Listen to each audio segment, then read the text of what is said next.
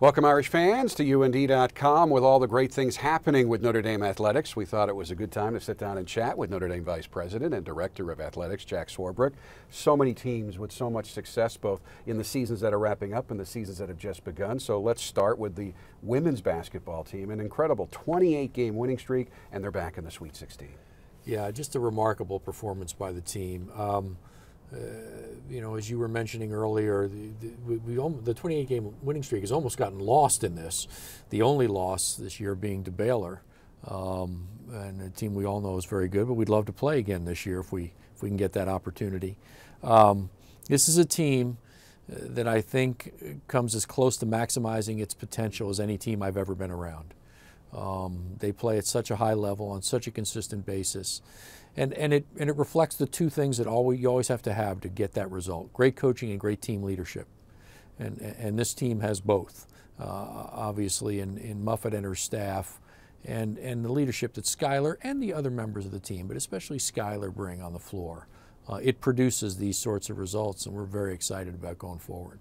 The hockey team also on a roll. They are ranked 4th in the country, just won their 3rd CCHA championship, and things are looking good as they head into the NCAA tournament. Yeah, what a great finish to the season. It was so neat to win the final CCHA championship, to do it against Michigan, an important rival of ours. You know, this tournament, I think more than almost any of the tournaments that we participate in, is so much about momentum heading into it in hockey. And this team has great momentum, so we're very excited about what lies ahead for us in Toledo this weekend. And of course, the Irish are a top seed in the tournament. They're taking on St. Cloud State. That is Saturday at 1:30 in Toledo, and of course, it's televised all over the place. You'll be able to watch their progress as well. The men's basketball team had another terrific season, 25 wins. You look at some of the things they accomplished: 4 straight trips to the semifinals of the Big East tournament.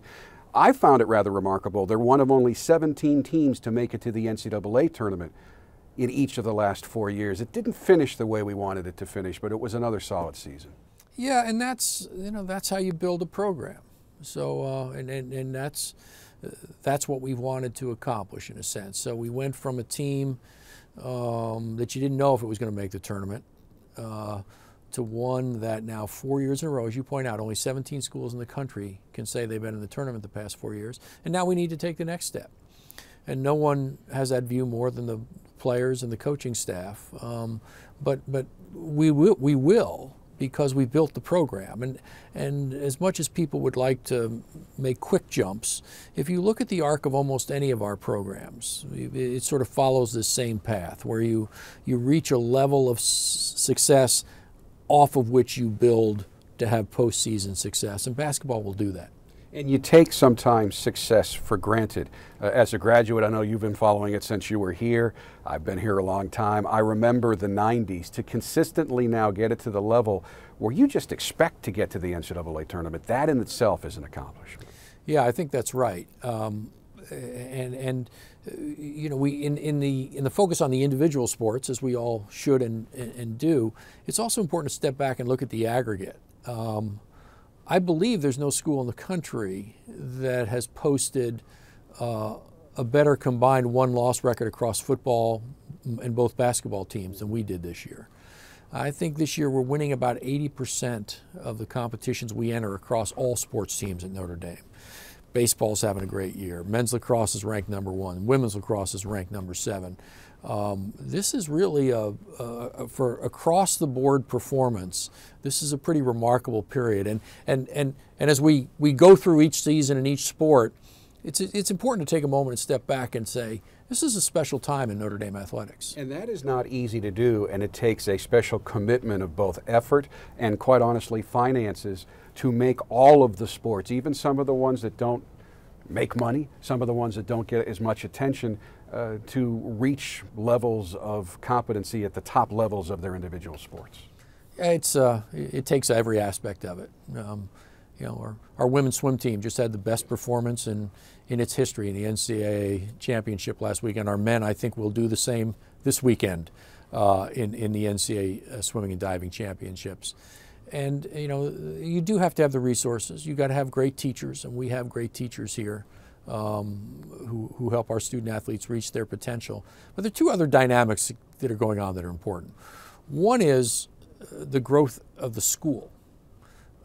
As Notre Dame has become a better and better and better institution, you're able to attract very highly motivated, highly skilled, highly achieving student athletes, and we're seeing that. We benefit when Notre Dame is now 17th in the U.S. News and World Report, the #2 school in America in terms of most sought after, dream school, if you will. That's great for us. The other thing that happens is the rising tide lifts all boats, and our student athletes spend enough time with each other that when they see their counterparts having success, it changes their perceptions of what they can achieve. And you see that across the board.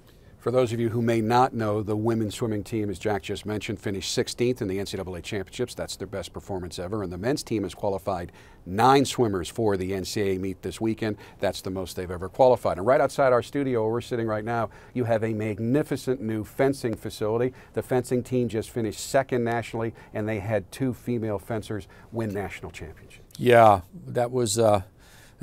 talk about a program that's built the foundation and now competes for the national title every year.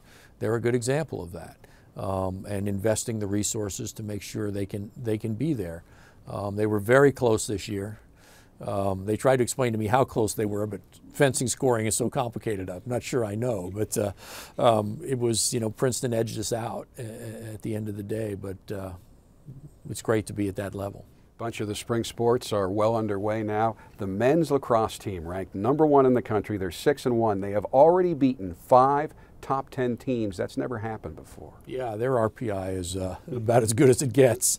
Kevin has built a program that now we have that expectation of it. And again, look at the arc of that, right? It wasn't 2 years. It wasn't 5 years. It takes a long time to build that level of consistent success, and he's achieved that. And so every year now we're in the discussion for potential national championships. Chris Halfpenny is doing that with women's lacrosse, undefeated, ranked 7th in the country, performing at a very high level.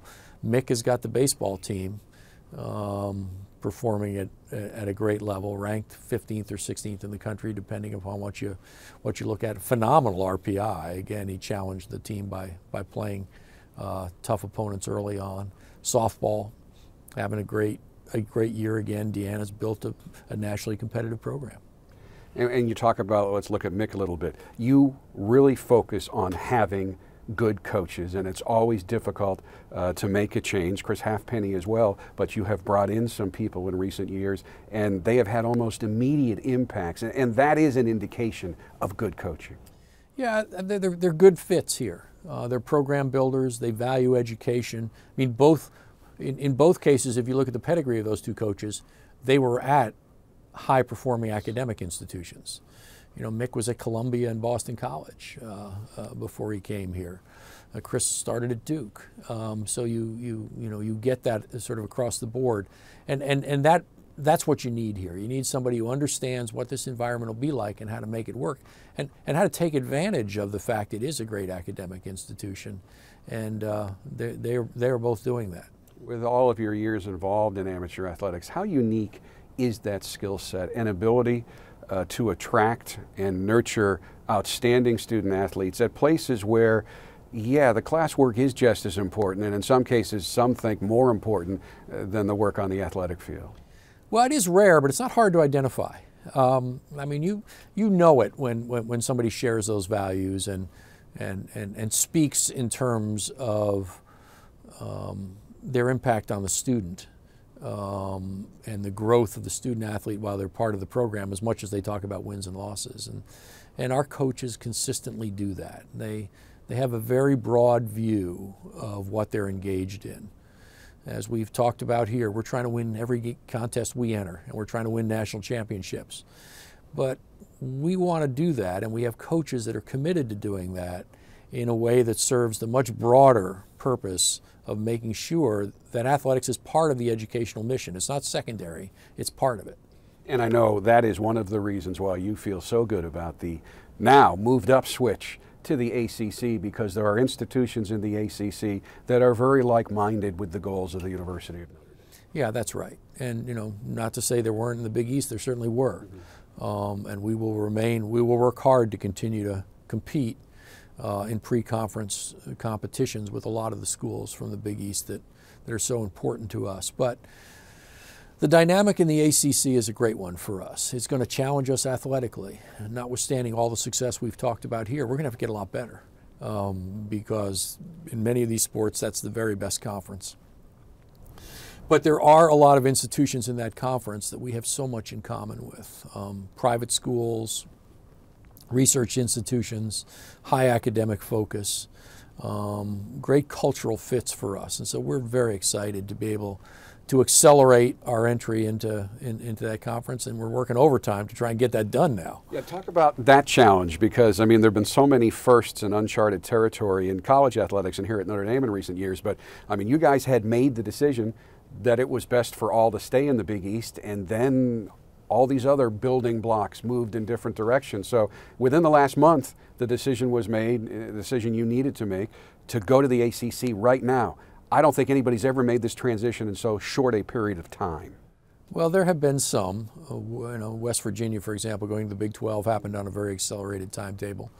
And we had said from the first day that we decided we were going to move that we thought it was in the best interest of both the conference and Notre Dame to accelerate it. So we never stopped working toward the goal of accelerating it. As you say, some external developments helped hasten that. But we're excited, but it is a challenge. The fall sport coaches have had to work very hard to get the schedules to work and that are still engaged in that. And I must say, you can only do that with the cooperation of the other ACC schools, and they've been marvelous. And so we've had a lot of discussions about how to move games around to accommodate our missed class policy. We're trying to get integrated into the ACC committees. There are a lot of them, and you want to have representation on them.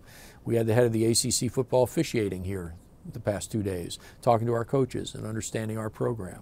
So every day we're working on something related to the transition.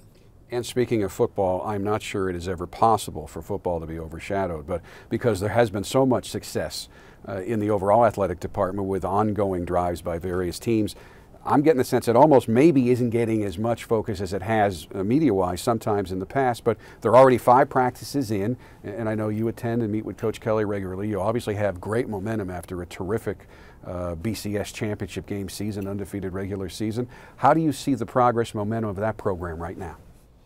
Well, it really is a common theme of this discussion, because what I see now is sort of all of the fundamental pieces of the program in place. So there'll be a level of consistency about the program now that'll be the platform off which you try and pursue championships.